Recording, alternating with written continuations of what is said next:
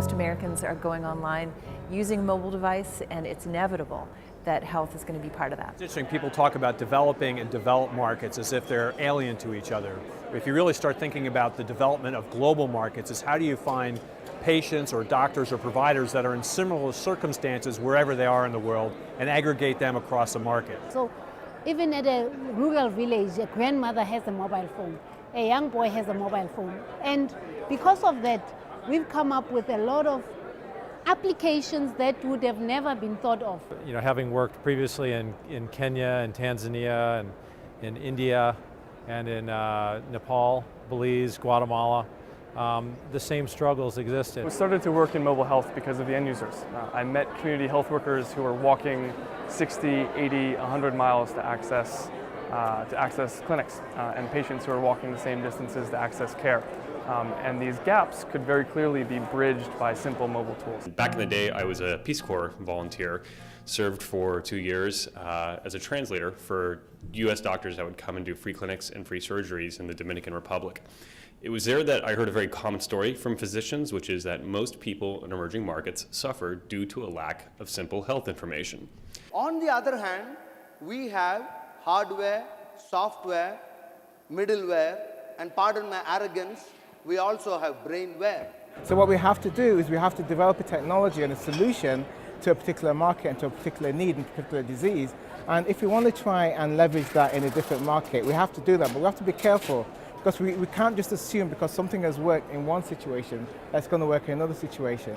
If you want to do cheap diagnostics, the idea that your power communication screen comes from the mobile phone, and then all you have to do is sample preparation and signal detection, and then that whole back end is just sitting there for free. It's clearly a huge win, and there are some things that aren't out there saving a lot of lives today, but actually some of those diagnosis things, malaria, TB, some of those are probably going to be the first where you can actually assign a number and say, wow, without this mobile phone application, those people would have died. There's a lot that happens in a cough. There's a lot mechanically, a lot physiologically, and all of those changes that occur within a very brief period of time produce very sophisticated and complex sound patterns, and we're analyzing those to see if we can figure out the differences that occur in illness versus the normal state. We've already been labeled the iCough people.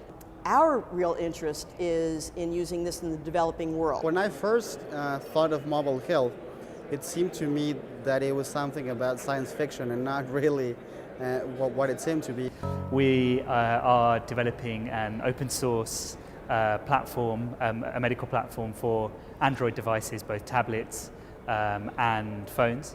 And what we want to encourage is collaborative, data-driven, locally led healthcare, especially in developing countries. And we feel that an open source medical record platform is a useful centerpiece to this, but it's not the entirety of the solution. In the President's conversation with the villagers in Rajasthan, he communicated a message that was far better in his words than mine in the importance of mHealth to our overall strategy.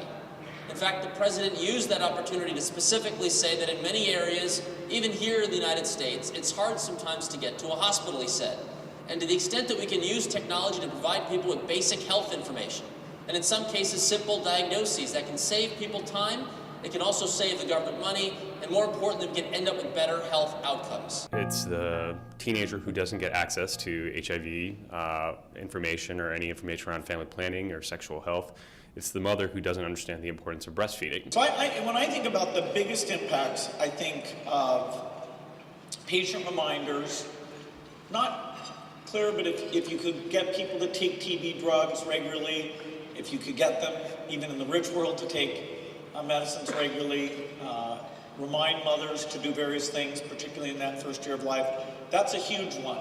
Oh, that's what it sounds like. Don't forget to take your morning pill in your light blue glow cap. And then we ask them why. Will you take your medication today? Press 1 for yes, press 2 for no. And many people do tell us why. Why aren't you taking your medication today? Some people say, well, mHealth is really going to happen in the developing world first because it doesn't have the legacy barriers that exist in the developed world. And that's true. Some people say, no, it's going to happen in the developed world first. I think it's going to happen in both first. the actual uses of it, the business cases, those will change depending on the country and depending on the policies of that country. So I think we'll see a very rich melange where at the end of the day, the research will come from the globe, which will help drive solutions.